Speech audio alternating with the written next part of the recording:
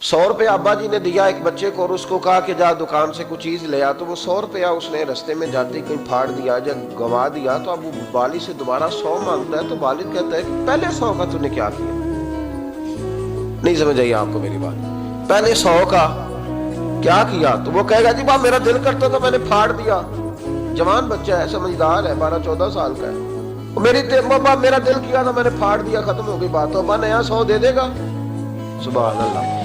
अब कितने खुश हो के आप कह रहे हैं नहीं दे देना सर, ये कैसे हो सकता है? भाई करोड़पति वालिद भी हो तो 100 का नोट दोबारा देता क्यों? बेटा नहीं उसका, प्यार नहीं, क्यों नहीं दे रहा? वो कहता तूने मेरे पहले 100 की कदर नहीं डाली, नया तुझे कैसे मिल जाए? तूने ख्याल ही नहीं किया, तूने जद्दोजहद ही नहीं की तूने। हजरत मुल्ला रूमी ने मिसाल दी है, जनाब रूमी फरमाते हैं कि बगैर मेहनत के लोगों को अल्लाह ने नेमतें दी हैं तो उन्होंने शुक्र ही नहीं अदा किया। अंधे से पूछ आंख की कदर क्या है, पूछ अंधे से, पूछ माजूर से कि टांगों पे चलना कितनी बड़ी नेमत है। कभी पूछ उससे जिसका मकान तो एक कनाल में है पर रोने वाला बच्चा कोई भी नहीं। पूछ उससे जिसकी जेबें दौलतों से भरी हुई है पर कोई नहीं कहता कि अब्बा 10 रुपए देना। पूछ ये कितनी बड़ी तकलीफ है। हजरत रूमी ने लिखा है, वो फरमाते हैं कि एक वालिद था तो उसने बड़ी दौलत कमाई थी, तो उसका बेटा बेदरेग ही उड़ाता रहता था। कभी इधर पैसे भगा दिए, कमाए नहीं थे ना, मेहनत नहीं ना की थी, कमाए नहीं थे।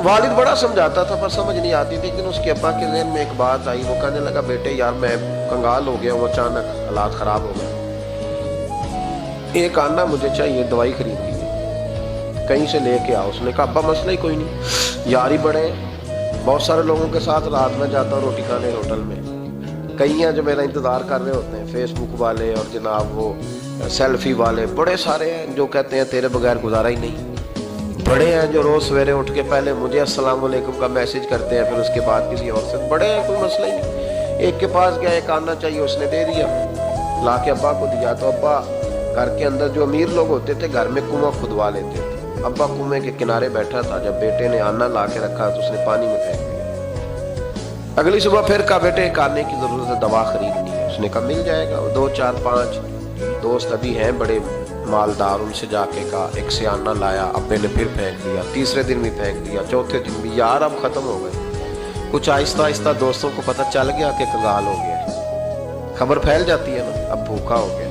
अब आहिस्ता आहिस्ता मोबाइल बंद होने लगे, आहिस्ता आहिस्ता जो है वो नंबर ब्लॉक होने लगा, हालात बिगड़ गए। जब उसे पता था कि यार तो दरवाज़ा खटखटाता हूँ तो कहते हैं कि उसे कह दो मैं घर नहीं, अब्बा ने तो आना मांगना है और मैं बेदरेग दौलत अब्बा की उड़ाता रहा हूँ, अब ये भी नहीं कह सकता कि मुझे देता कोई नहीं। शहर से बाहर निकल गया, सारा दिन मजदूरी की, जद्दोजहद की, कभी काम किया नहीं था, हाथों पे छाले पड़ गए।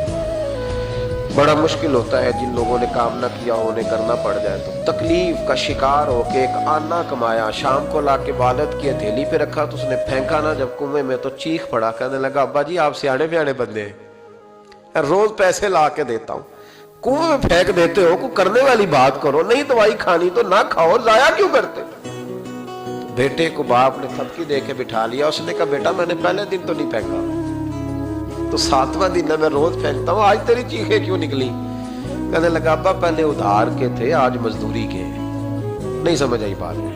पहले बोलिए और आज मेरी मेहनत है, मजदूरी है, जद्दोजहद है। तो वालिद कहने लगा बेटे यही मैं तुझे समझाना चाहता था, वो मेरे भी मेहनत के हैं जो तुझ रोज यारों को खिलाता है, तो मैंने बड़ी जद्दोजहद से जमा की है, मैं कंगाल नहीं हुआ, सिर्फ तुझे समझाना था। ओ भाई ये आंखें तेरी मेहनत की नहीं ना, इसलिए तू शुक्र नहीं अदा करता। ये वजूद, ये टांगे, ये शऊर, ये तेरी जद्दोजहद का नहीं। जो अकल की दौलत अल्लाह ने दी है ना, ये तेरी मेहनत की नहीं। अगर मेहनत की होती तो तू सजदे में पड़ा रहता, तू ख्याल करता। अल्लाह ने आंखें दी है कुरान देखने के लिए, जब तू किसी गंदी चीज को देखता है तो नाशुक्री करता है, जब गलत तरफ उठाता है ये चीजें तो नाशुक्री करता है। साहिबो याद रखना और इस पर जरूर गौर करना कि जब नेमतों का शुक्र अदा न किया जाए तो फिर हमें इस्तिगफार का हुक्म दिया गया। फिर क्या करना है हमने? इस्तिगफार के, या अल्लाह हम तेरी नेमतों का शुक्र अदा नहीं कर सके तो हमें माफ फरमा दे। तो हमसे درگزر فرما، معاف فرما۔ ایک استغفار اس بات کا ہے کہ دیکھیں نا، یہ رسول پاک علیہ السلام کا فرمان، یہ حدیث امام راضی نے لکھی ہے، نبی پاک کی فرمان کے لحاظ سے جو چیز ہمارے سامنے آئے نا، اس پر ہماری آنکھیں بھی کھل جانی چاہیے، دل بھی کھل جانا چاہیے کہ کوئی خاص ہی بات تھی جو حضور نے بیان فرمائی صلی اللہ علیہ وسلم۔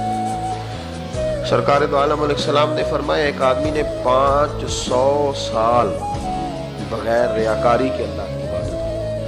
کتنے سال؟ یہ 5 سال نہیں ہوتی بغیر ریاکاری کے۔ تہجد پڑھنے والا جب تک 6 لوگوں کو بتا رہا نا تہجد پڑھی ہے، اتنی دیر تو تہجد آگے بڑھتی نہیں، کم از کم 6 بندوں کو پتا ہونا چاہیے۔ اور میرے جیسے حاجی نمازیوں کا تو دل کرتا ہے کہ وظیفے پہ بندہ رکھا جائے جو تعریفیں کرے صبح و شام۔ حاجی صاحب کی کیا بات ہے، حضرت صاحب کی وظیفہ دیں گے اس کو مہینے کا، پر وہ تعریف کرے کھول کے کہ آپ کی بڑی بات۔ یہ مرض ہے، تعریف سننا نا، یہ بیماری ہے، اس نے جھوٹ کو جنم دیا ہے، بہت بڑا مرض ہے۔ حضرت سعدی نے اس پر بہت بڑے مقالہ جات لکھے ہیں اور فرماتے ہیں یہ مرض کچھ لوگوں میں بہت زیادہ ہوتا ہے۔ ایک امیروں میں، امیر لوگ ناراض نہ ہو جائیں پر انہوں نے کہا ہے تو کوئی حکمت ہوگی نا، امیروں میں تعریف سننے کا مرض بہت زیادہ ہوتا ہے۔ فرماتے ہیں ایک بادشاہوں میں اور تیسرا عورتوں میں، ان میں یہ بیماری بہت زیادہ ہوتی ہے۔ کوئی تعریف نہ کرے تو خود اپنی کرنی شروع کر دیتے ہیں، خود ہی کہہ دیتے ہیں کہ وہ کیا بات ہے، میرے ابا جی تے وہ تے 100 حال چلدا سی تے 150 بندہ ٹکر کر، ابا جی بھی چھڈ تو دس تیرے کنے چل دے، تیرے کول کنے بندے روٹی کھاندے، اپنی بات کرنا۔ اقبال کہتے تھے تو وہ آبا تمہارے ہی مگر تم کیا ہو، ہاتھ پہ ہاتھ درے منتظر فردا، ابا جی کی دادا جی کے چھوڑ اپنی کر، ہمیں تو تیرا پتہ ہے تو اپنی بات کر، تیرے اندر بھی کوئی چیز ہے کہ نہیں۔ ابا دادا تو سب کے بڑے ہیں، حضرت آدم کی اولاد ہے تو حضرت آدم نبی تھے، تو باپ دادا تو سب کے بڑے بڑے ہی ہیں، بات یہ ہے کہ اپنی بات کرنی چاہیے نا۔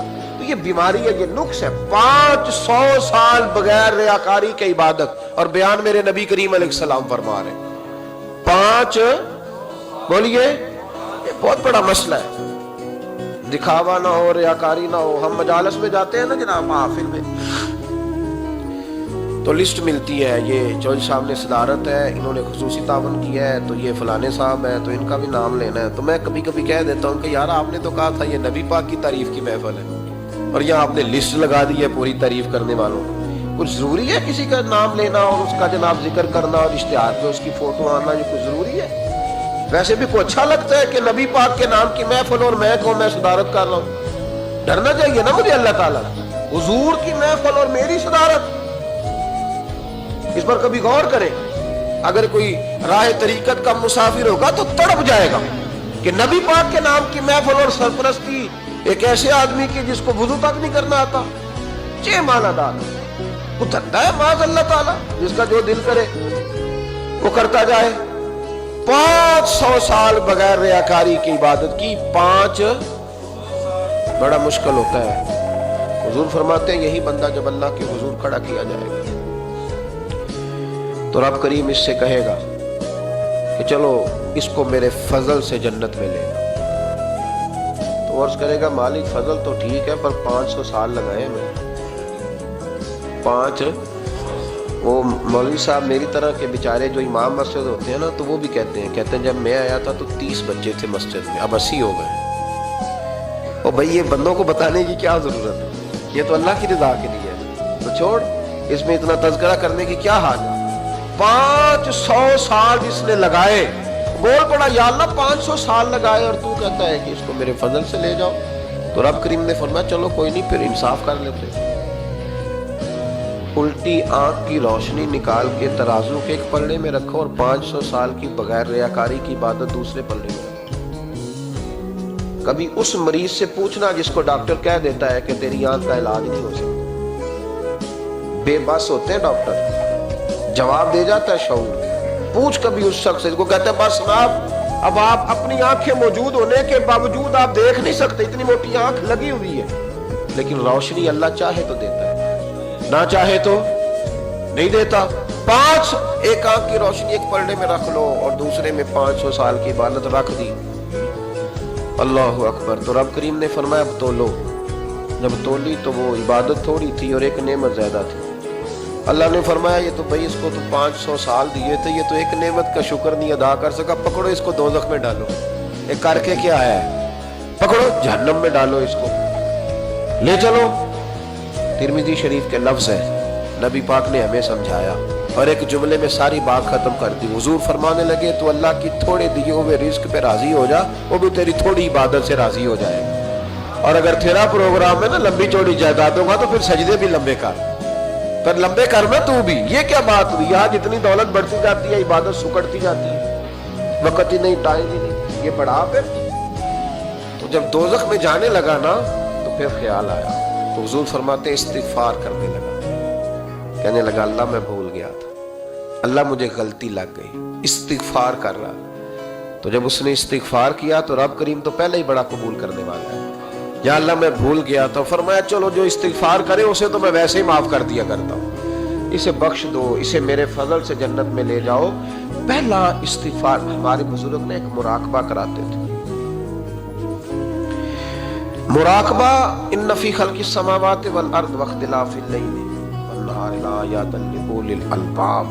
मुराकबा होता था अल्लाह की नेमतों पर गौर करने का नाम। तू अकेला बैठ, गर्दन झुका और गौर कर खुदा का फजल कितना है और मेरी उसमें मेहनत कितनी है, उसका शुमार कर। इस तरह करके दो खाने बना, एक खाने में अल्लाह की नेमत रख और दूसरे में फिर अपनी मेहनत रख। इसको कहते हैं मुराकबा। यहां से मुराकबा स्टार्ट हो।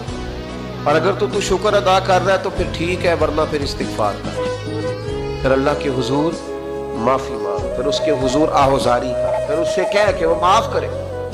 हम लोग ये वाला मुराकबा नहीं करते, इसलिए जो चीज है वो तो मेरा हक था, मुझे फटाफट दूसरी भी चाहिए। इस्तिगफार करें इसलिए कि हम शुक्र अदा सही तौर पर कर सके। फिर उसके बाद दूसरा इस्तिगफार उस वक्त होता है अल्लाह अकबर, कि जब इंसान बाशऊर ज्यादा हो पर बेअमल भी उतना ही ज्यादा हो, उसे भी इस्तिगफार ज्यादा करे।